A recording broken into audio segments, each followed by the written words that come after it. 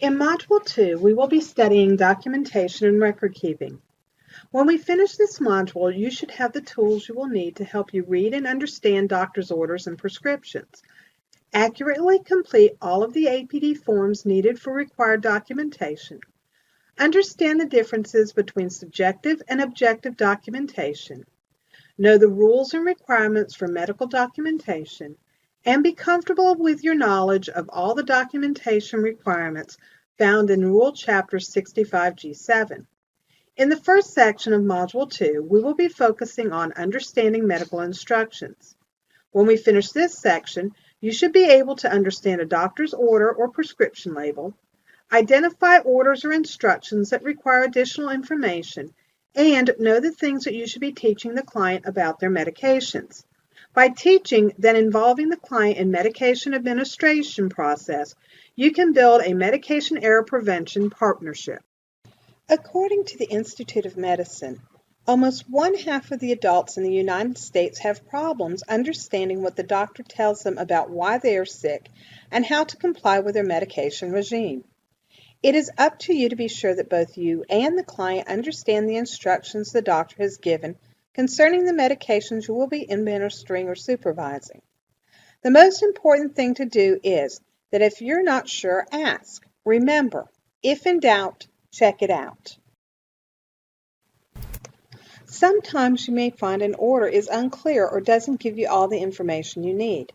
An example would be an order for an ointment, and the label says, "Take as directed." You must have written directions that tell you how often to give the medication, what location to apply the medication, how long to give the medication. In situations like this, you need to verify or clarify the order and get specific instructions for use. The changes to the orders must be written in faxed or electronically sent unless you have a licensed provider whose scope of practice allows for taking instructions or orders over the phone. Remember, all medication orders must include the client's name, the name of the medication, the dose, the route, the frequency, how often to give, the purpose, and special instructions if needed. If the medication is PRN, you must also have the reason to give the medication, the maximum number of days or doses, and the circumstances when you should call the doctor's office. Earlier, we talked about the rule that MAPs are not permitted to administer or supervise medication that requires medical judgment to decide whether or not to give the medication. If the instructions are specific, you may supervise or administer. An example would be digoxin 0.125 milligrams by mouth daily. Check pulse before giving. Hold for heart rate less than 60. Call the doctor for further instruction if more than 2 doses are held. This order does not require you to make a medical judgment, so it would be okay to administer or supervise. You must be sure to follow the instructions. Take and document the heart rate, then give the medicine if the heart rate is 60 or more, but hold the medication if the heart rate is less than 60. Be sure you document if you hold the medication, and be sure to notify the doctor if you must hold more than 2 doses. However, you may not administer or supervise if the instructions are not specific. The following order would require you to make a medical judgment, then decide if you should give the medication or not. Lasix, 20 milligrams by mouth, 1 tablet daily, as needed for pitting edema. To give this medication, first you must know what pitting edema is. Then you must be able to check for it and determine if it's present. Again, this would require medical judgment and a decision as to whether to give it or not. MAPs are not permitted to administer or supervise with this order. You heard it several times while studying the law. The intent is to help people with disabilities to be as independent as possible. We should continuously encourage them to do more things for themselves. Independence promotes self-respect and dignity. One of the things you can do to foster independence is to teach the person about their medications. Not only does it encourage independence, but it promotes safety. Your teaching goal for the person should be the ability to answer the following questions. What is the name of the medicine? Help the person to match the name of the medicine with the way the medication looks. If he or she is having problems with the name, help them match it to what it does. When the person tells you the blue pill helps me not feel sad, you would say, yes, Zoloft helps with your depression. Through this process, you can help them learn the name without as much frustration.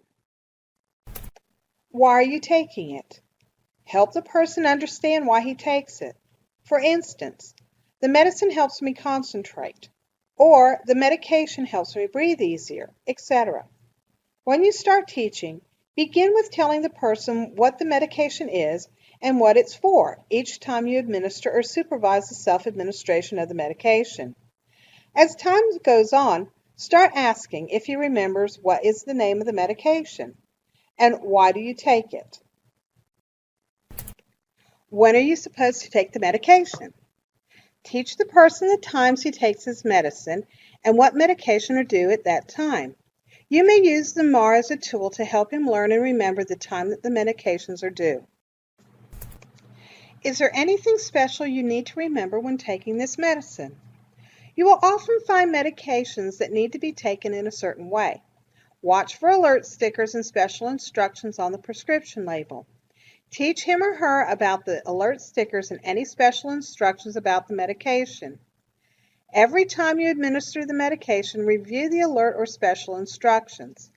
There are reasons for special instructions, and they must be followed even if they are inconvenient. I would like to go over a few that you may see. There are many, many more instances of situations that can cause medicine not to work as intended, or even be dangerous when the medication is taken improperly. We will talk about several of these things you need to watch out for when we discuss medications in Module 5. The antibiotic tetracycline may not be taken within 2 hours of taking an antacid such as Mylanta.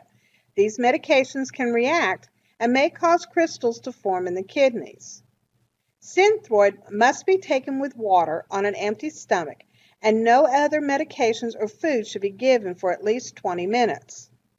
You should not chew or open the capsules for medications like Nexium and Prilosec. They need to dissolve in the small intestine. The acid in the stomach will prevent them from working properly. Always listen if the person you are caring for tells you something's not right. Double check to be sure you are accurate in preparing the medications.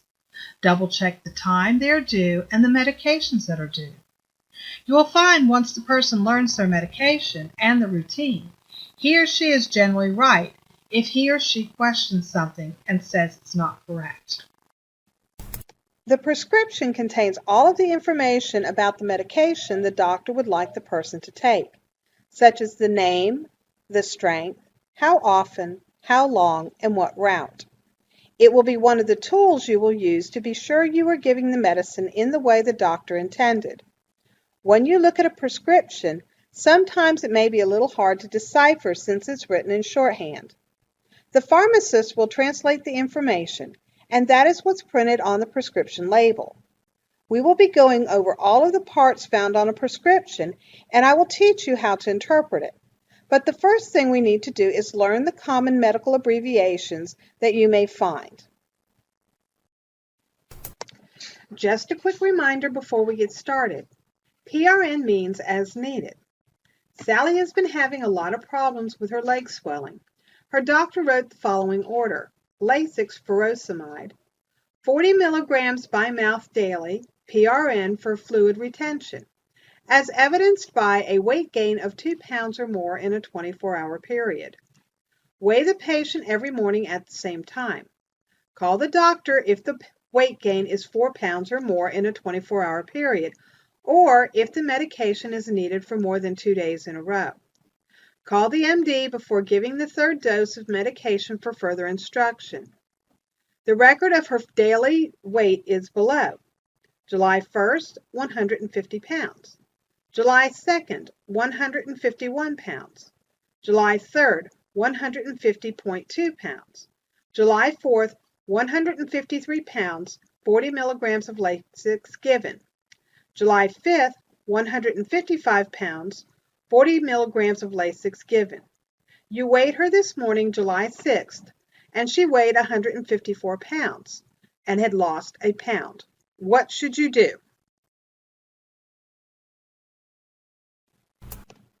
Perfect.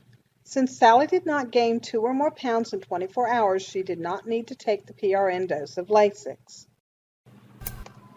I'm sorry, your answer is incorrect. Since Sally did not gain 2 or more pounds in 24 hours, she does not need to take the PRN dose of Lasix. You would hold the third dose and call the doctor for further instructions if she had gained 2 pounds or more, because this would have been the third dose. Please note that you would also call the doctor if she gained 4 or more pounds in a 24-hour period, regardless if she had had any PRN doses of Lasix or not.